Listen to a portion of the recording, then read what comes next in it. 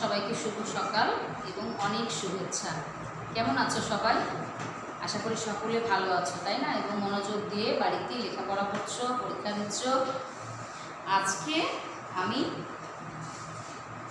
তোমাদের বাংলা দ্বিতীয় পত্রের ক্লাস 4 বাংলা দ্বিতীয় পত্রের একটি ক্লাস দেখাবো।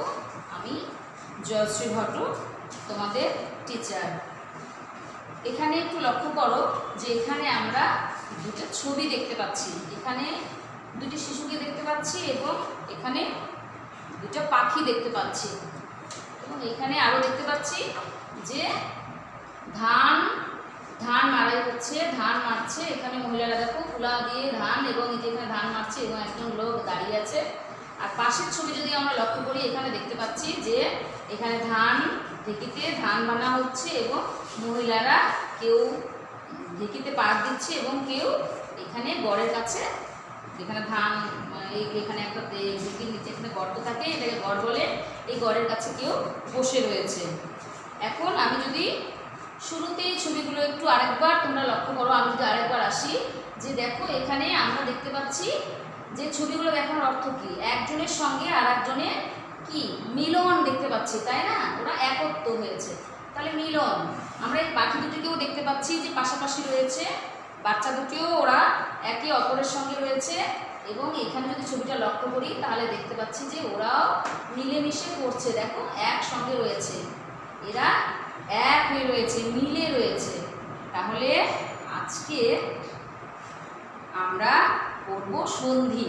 এবং কেন আমি বললাম মিলন, তাহলে আমরা এখন একটু জানবো যে সন্ধি শব্দের অর্থ কিন্তু মিলন। সন্ধি শব্দের অর্থই হচ্ছে মিলন। পাশাপাশি দুটি যখন বর্ণ এক হবে, মিলবে, তাকে বলবে সন্ধি। পাশাপাশি দুটি বর্ণের মিলনকে সন্ধি বলে। আমরা যদি একটু লক্ষ্য করি, দেখো দেখতে পাবো আমরা যে এখানে দেখতে পাচ্ছি বিদ্যা আর আলয়। বিদ্যা মানে পুস্তক দেখতে পাচ্ছি, পড়া বা জ্ঞান যাই বলো, আর আলয় হচ্ছে গৃহ। তাহলে বিদ্যা যেখানে আমরা অর্জন করি সেটা হচ্ছে বিদ্যালয়। আমরা যদি একটু এখন দেখি যে সন্ধি কিন্তু 3 ভাগে বিভক্ত। সন্ধি 3 ভাগে বিভক্ত। আমরা এখানে জানলাম যে সন্ধির সংজ্ঞা, যে সন্ধি অর্থ মিলন, পাশাপাশি দুই বর্ণের মিলনকে সন্ধি বলে। তাহলে সন্ধি কিন্তু আবার 3 ভাগে বিভক্ত। কি কি ভাগ? স্বরসন্ধি, ব্যঞ্জন সন্ধি এবং বিসর্গ সন্ধি। তোমরা যত বড় ক্লাসে উঠবে তত ভালোভাবে সন্ধি সম্পর্কে জানতে পারবে। তাহলে আমরা যদি এখন জানি যে স্বরসন্ধিটা আসলে কি, তাহলে কেমন করে স্বরসন্ধি হয়? দেখো, স্বরবর্ণের সঙ্গে স্বরবর্ণের মিলনে যে সন্ধি হয় তাকেই বলে স্বরসন্ধি। তোমরা তো সবাই জানো, যেহেতু ক্লাস 4 পড়ো, এটা ছোটো ক্লাসে পড়া, তো স্বরবর্ণ কি, ব্যঞ্জন বর্ণ কি, তাহলে আমরা সবাই চিনি এই বর্ণগুলি। তাহলে স্বরবর্ণের সঙ্গে স্বরবর্ণের মিলন হতে হবে, সেই মিলন হয়ে যে সন্ধিটা হবে সেটা হচ্ছে স্বরসন্ধি। যেমন এখানে দেখো নব আর অন্ন, এই দুইটা শব্দ একখানে যোগ করে হয়েছে নবান্ন। তাহলে নব মানে কি? নব মানে নতুন। তাহলে নব বলতে অ আসছে, নব। আর অন্ন, অন্ন মানে ভাত বা চাল, যেটাই বলতে পারো। তাহলে নতুন অন্ন, তাহলে নতুন চাল দিয়ে আমরা এখানে কী করি? নবান্ন করি, তাই না? এবং নবান্নতে অনেক খাবারই খাই, কিন্তু আমি তোমাদের কয়েকটা খাবারের ছবি দিয়েছি যেগুলো প্রধান। যে নবান্নতে আমরা নানা পিঠাপুলি খাই না, তারপর নতুন চাল দিয়ে আমরা অনেক কিছু রান্না করি এই নবান্নতে। এবারে আমরা জানবো যে ব্যঞ্জন সন্ধি কাকে বলে। তাহলে ব্যঞ্জন বর্ণের সঙ্গে, ব্যঞ্জন বর্ণের অথবা ব্যঞ্জন বর্ণের সঙ্গে স্বরবর্ণের মিলনে যে সন্ধি। আমরা একটু যদি সামনের স্লাইডটি খেয়াল করি, যে আমরা স্বরসন্ধিটা কি দেখেছিলাম, যে এটা কিন্তু স্বরবর্ণের সঙ্গে স্বরবর্ণের মিলন। এখানে কোনো ব্যঞ্জন বর্ণের ব্যঞ্জন বর্ণ এখানে লাগবে না, স্বরবর্ণের সঙ্গে স্বরবর্ণের মিলন হবে, তবেই হবে স্বরসন্ধি। কিন্তু এখানে যদি একটু লক্ষ্য করি, তাহলে ব্যঞ্জন বর্ণের সঙ্গে ব্যঞ্জন বর্ণও মিলতে পারে, আবার ব্যঞ্জন বর্ণের সঙ্গে স্বরবর্ণও মিলতে পারে। তাহলে ব্যঞ্জন বর্ণের সাথে ব্যঞ্জন বর্ণ অথবা ব্যঞ্জন বর্ণের সাথে স্বরবর্ণর মিলনে যে সন্ধি হয় তাকে বলে ব্যঞ্জন সন্ধি।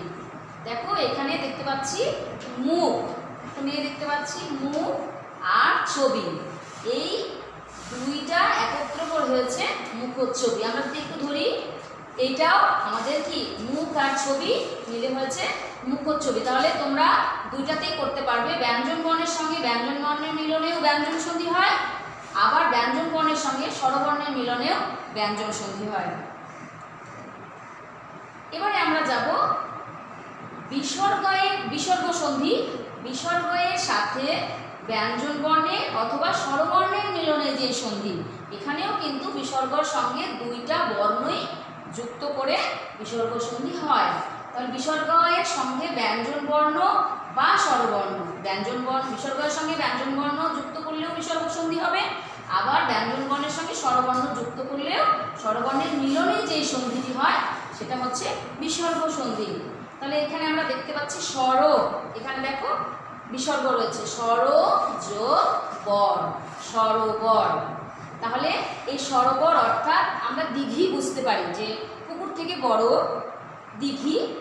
আমরা এখান থেকে কী পেলাম, যে স্বরর সঙ্গে বর যুক্ত করে আমরা পেলাম সরোবর। বিসর্গের সঙ্গে আমরা এখানে ব্যঞ্জন বর্ণ যুক্ত করে আমরা এখানে পেলাম সরোবর।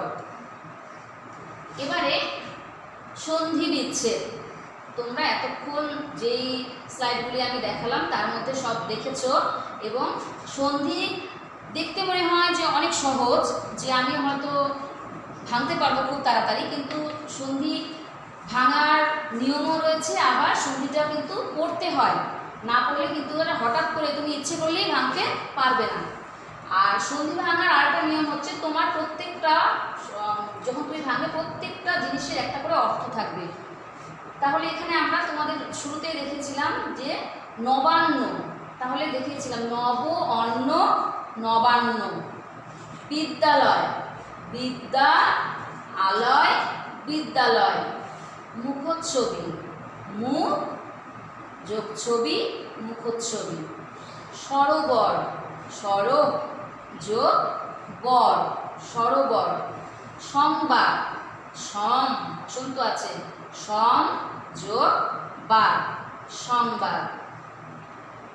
এখানে কিছু শূন্যস্থান পূরণ রয়েছে। তাহলে তোমরা এতক্ষণ সন্ধি পড়ে যা বুঝেছো অবশ্যই পারবে। সন্ধি শব্দের অর্থ কি কি বলেছিলাম? সন্ধি শব্দের অর্থ হচ্ছে মিলন। দুই বর্ণের মিলনকে ড্যাশ বলে। তাহলে দুই বর্ণের মিলনকে কি বলে? সন্ধি বলে। 3 নম্বরে কি রয়েছে? সন্ধি প্রধানত ড্যাশ প্রকার। তাহলে সন্ধি প্রধানত 3 প্রকার। এবারে তোমাদের বাড়ির কাজ, তোমরা খাতা বের করে বাড়ির কাজ লিখে নাও। 1 নাম্বার, সন্ধি কাকে বলে? সন্ধি প্রধানত কত প্রকার ও কি কি, এগুলো কিন্তু উদাহরণ সহ তোমাদের লিখতে হবে। 2 নম্বরে হয়েছে স্বরসন্ধি ও ব্যঞ্জন সন্ধি কাকে বলে, উদাহরণ দাও, এগুলোরও উদাহরণ লিখতে হবে। আর 3 নম্বরে রয়েছে বিসর্গ সন্ধি বলতে কি বোঝো। তাহলে এই প্রশ্নগুলো তোমরা করবে, এবং এখানে তো শুধুমাত্র কয়েকটা সন্ধি নিয়ে আমি আলোচনা করলাম। তোমরা যখন করবে এবং ভেঙে ভেঙে বুঝে বুঝে যখন করবে যে কেমন করে স্বরসন্ধি কেমন করে ব্যঞ্জন সন্ধি হয়, তখন অবশ্যই পারবে এবং তোমাদের কাছে সহজ হয়ে যাবে।